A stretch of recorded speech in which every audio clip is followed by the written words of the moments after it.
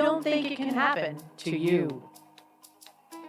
The hit-and-run chase in California, a motorcycle rider witnessing a driver slam into several cars and then speeding away. It can happen to you within seconds, a blink of an eye.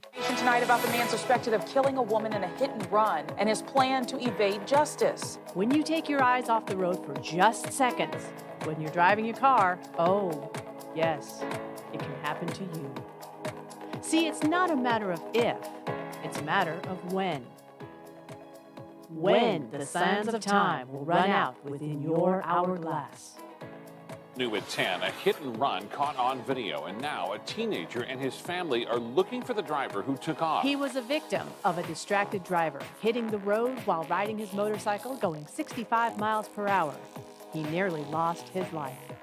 Now on a crusade to help save lives and prevent someone else from becoming a victim, the creator of DistractedDriversBusted.com and now the host of this podcast, it's Howard Drescher.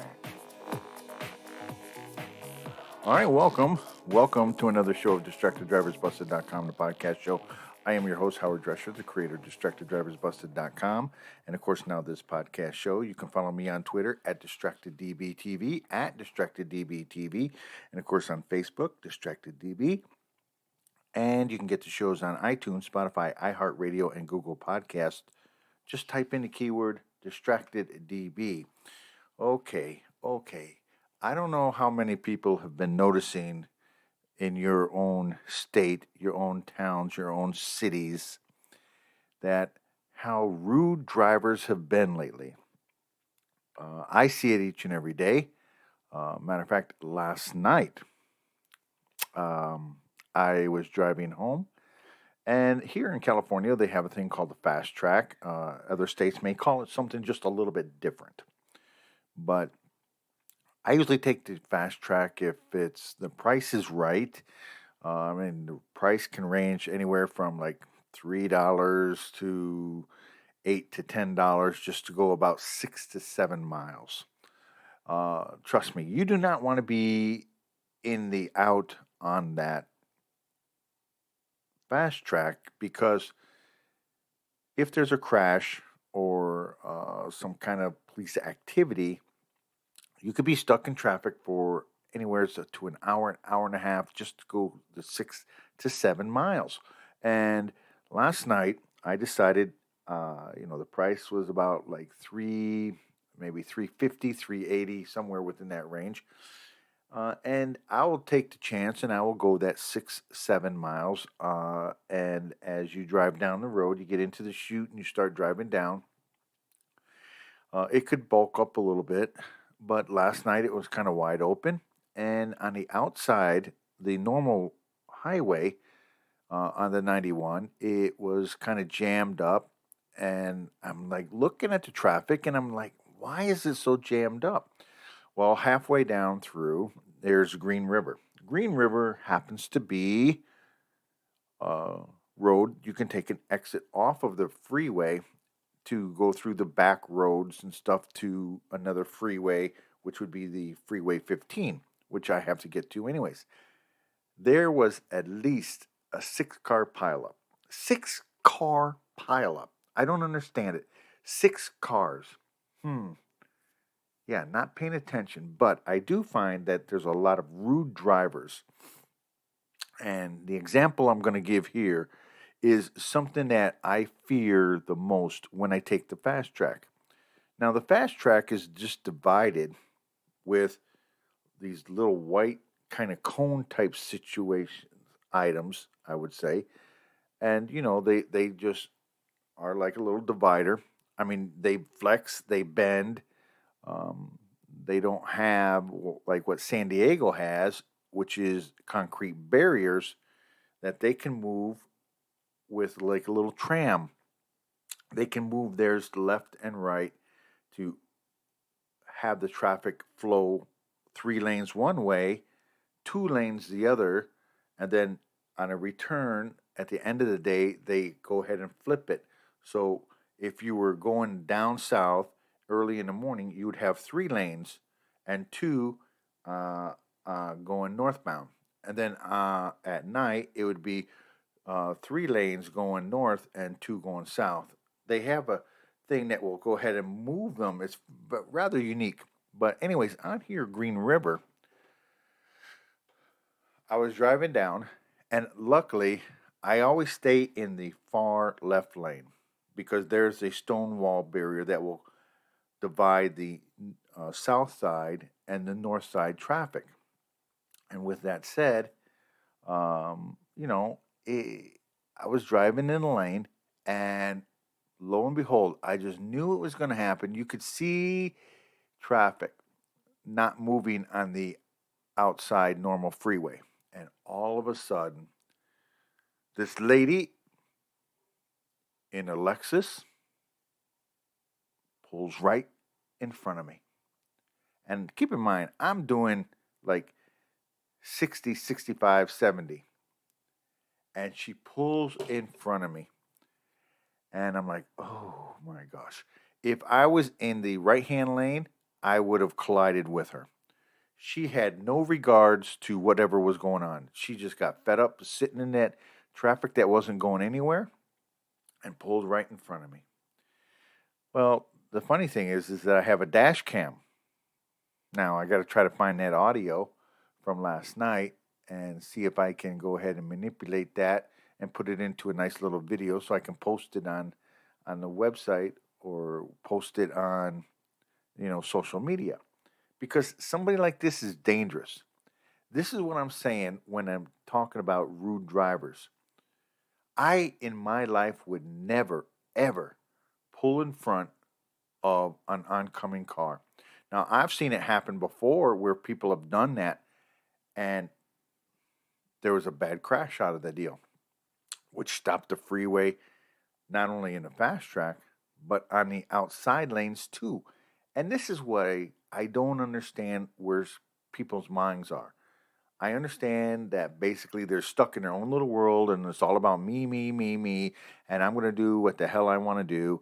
And to me, that is by far the most dangerous type of driver I see.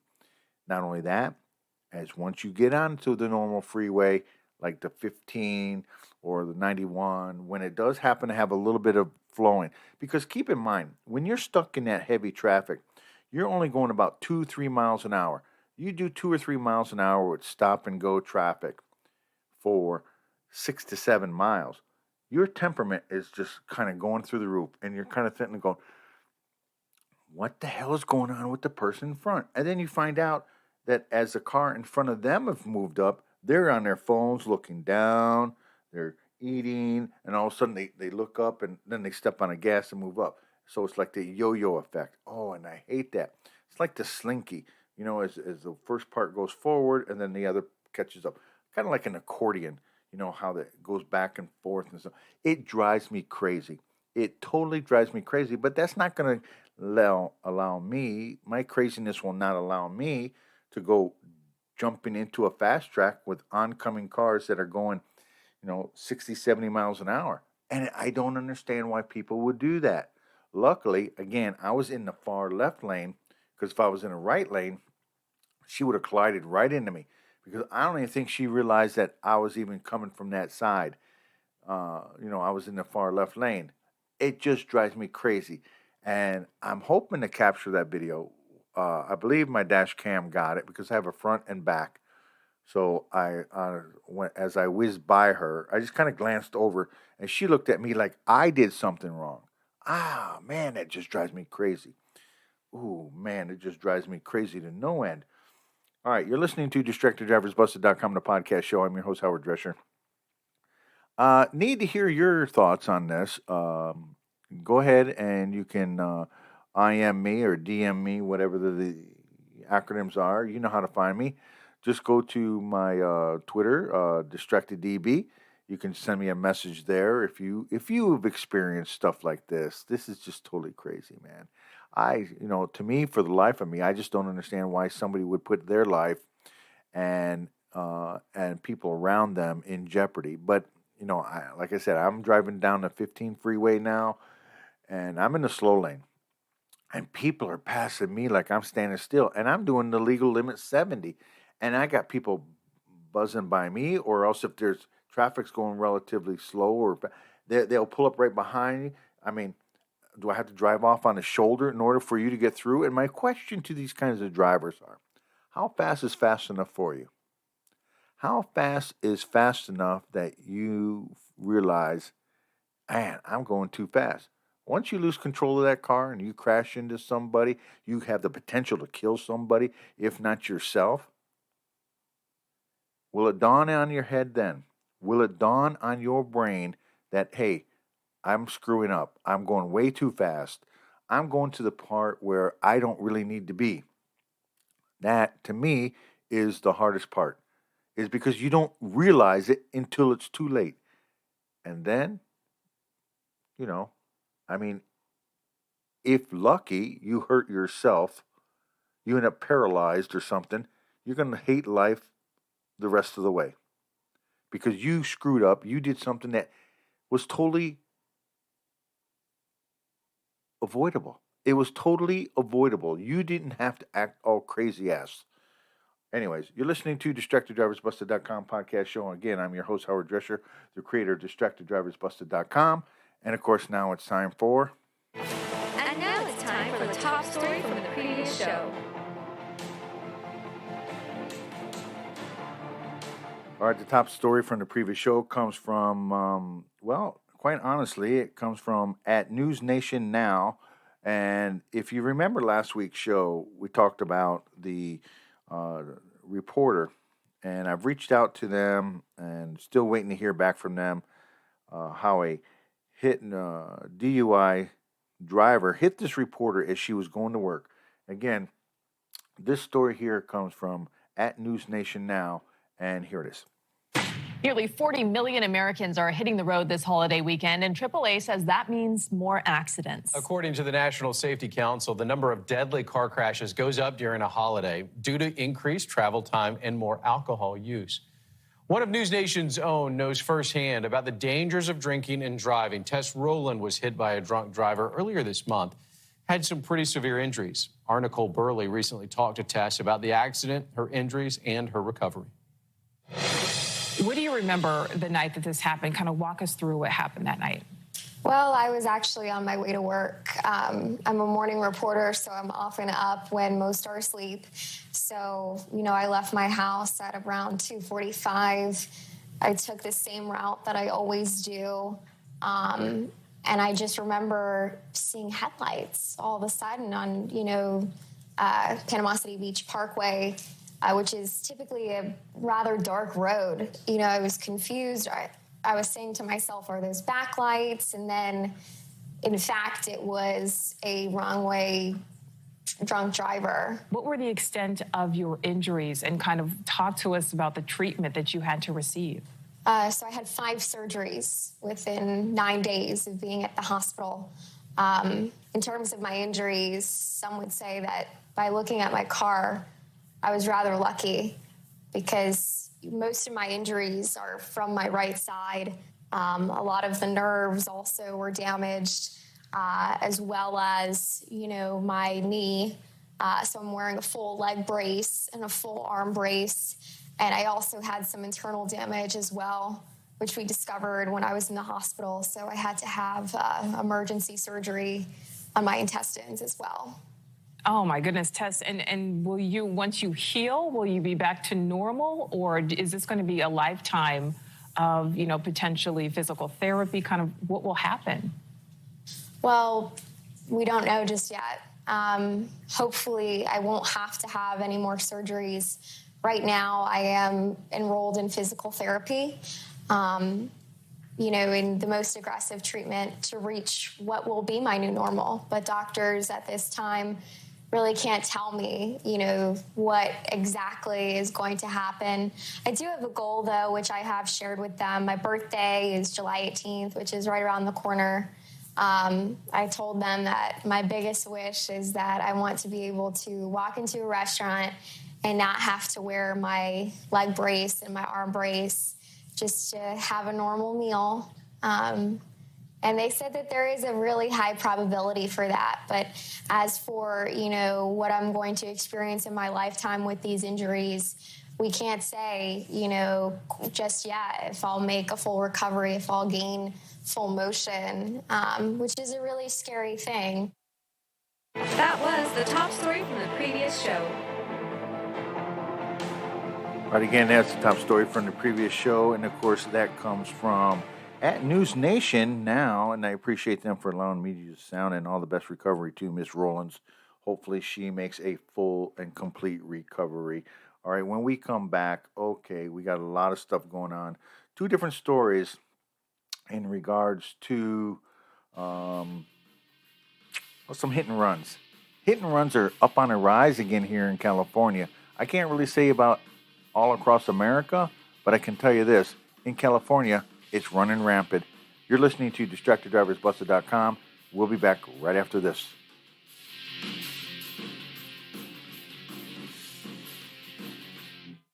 You're listening to the DistractedDrivers.com podcast.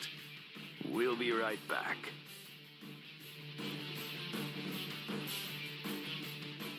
Wake up and text. Text and eat. Text and meet up with a friend you haven't seen in forever. Hi. Oh, hey. Text and complain that they're on their phone the whole time.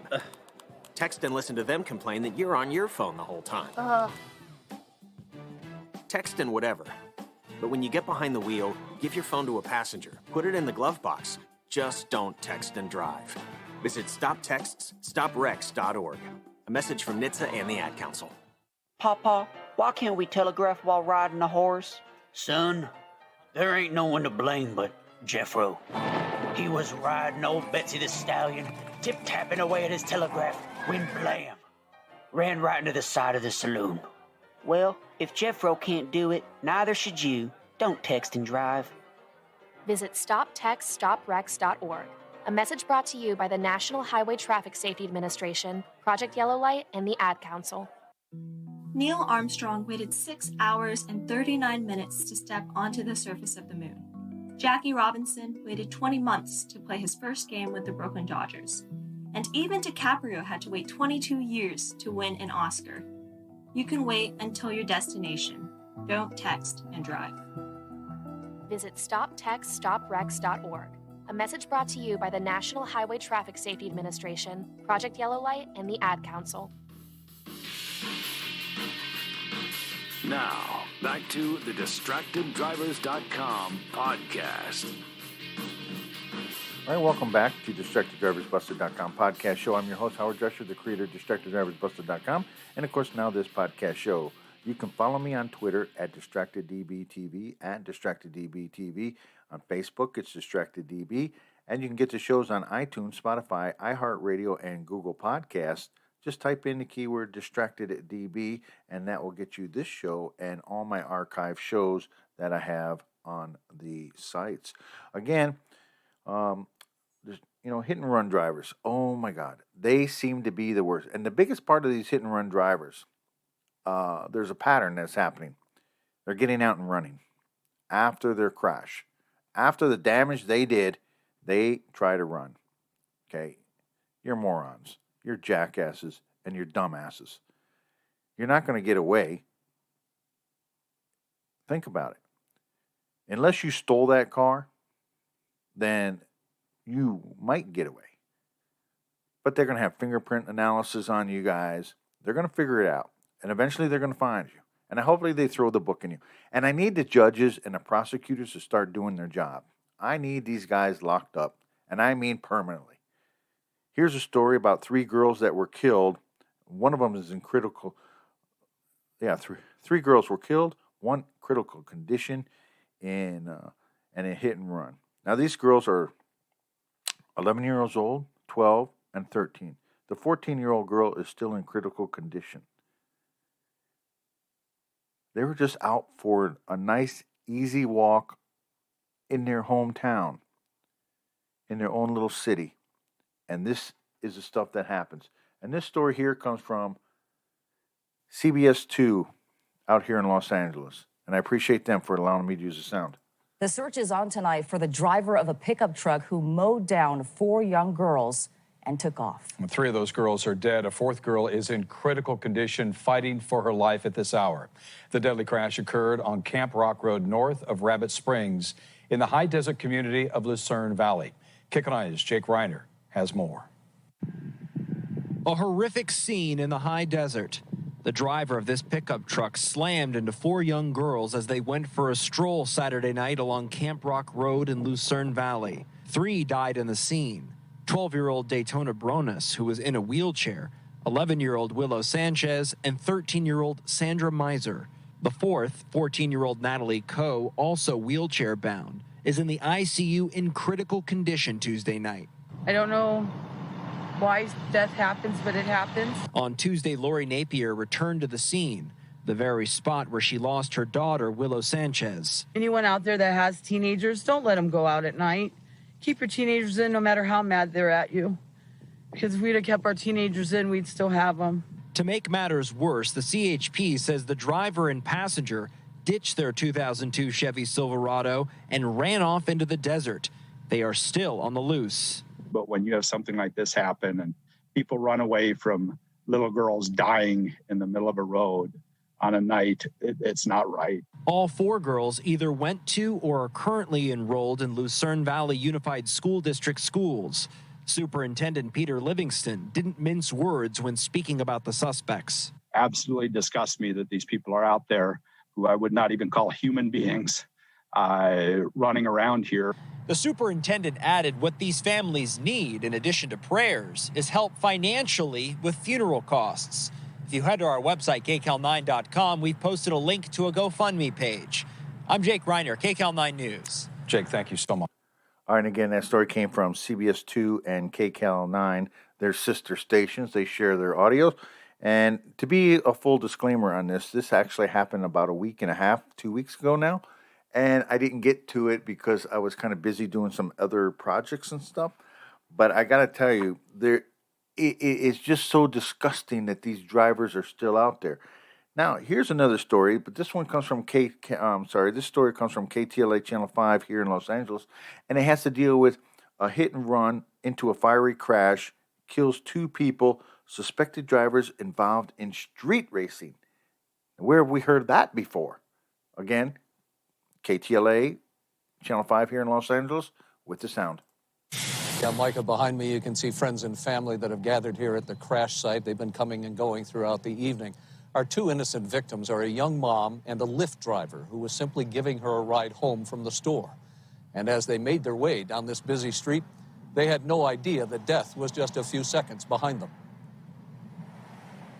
28-year-old Specially Pope, or Moody to her family and friends, was getting a ride in a Lyft early this morning when her life was cut short. Young, very loved her kids, loved everybody, would help anybody. This is very, very devastating to our family.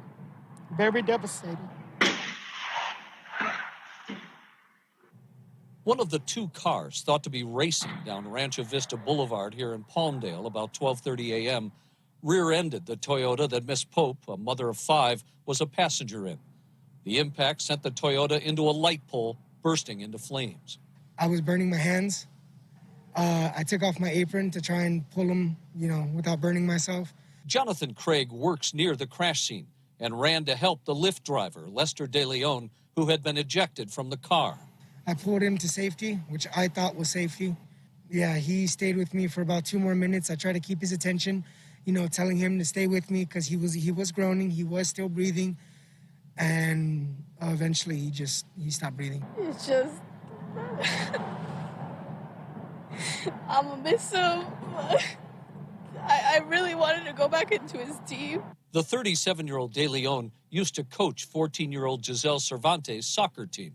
He was a beloved member of the soccer community. He cared a lot about his kids, and, he was just doing his job. This Dodge Challenger is the vehicle that caused the crash. The driver, though, fled the scene and was picked up by another car heading west on Rancho Vista.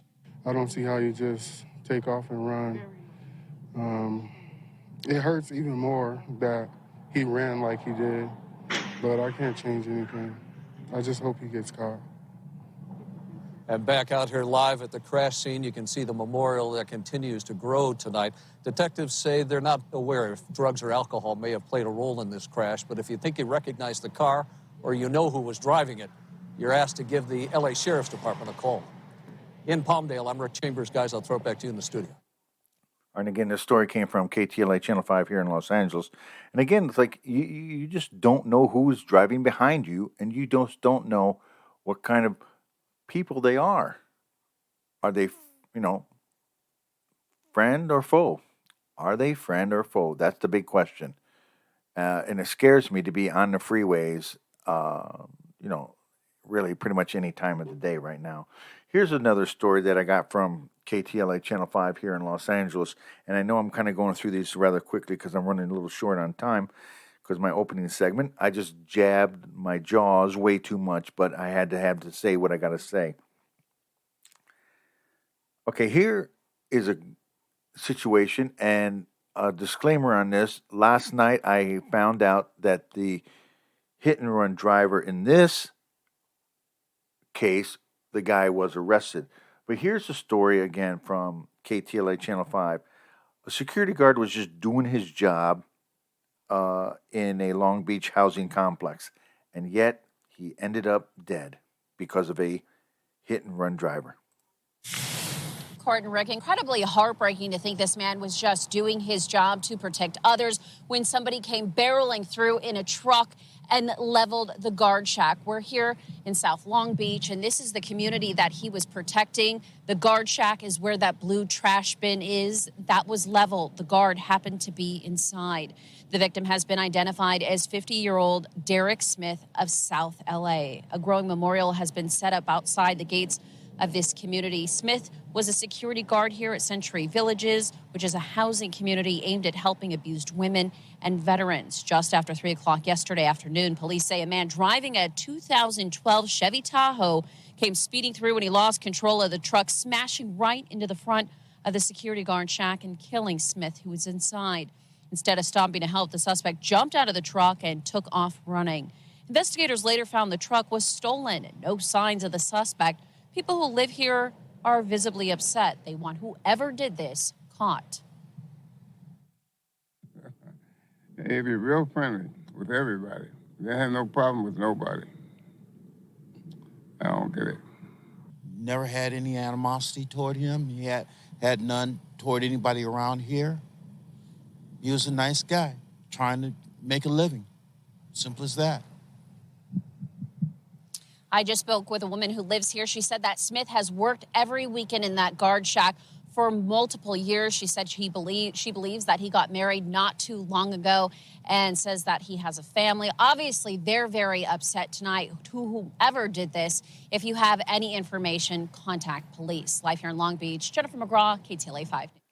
And again, that story came from KTLA Channel 5 here in Los Angeles, and I appreciate them and for everybody on this show, the audio that I'm allowed to use. And I bring these stories to you not only because I have something to talk about, I'm just bringing awareness and attention to a lot of things that have been happening. And again, it was brought to my attention last night that the driver in this last story was caught and arrested. Although one would wonder what makes these people actually do what they do when it's time to get up and run. It makes no sense, but they're selfish. And if they would just do the right thing, drive responsibly, act responsibly, and become a normal citizen, things like this would not happen. But that's not for me to say. That's for the courts to handle. That's for society to understand. And once society understands what's going on, and people are fed up with it, they're going to ask the DA and the judges to put these people to the max.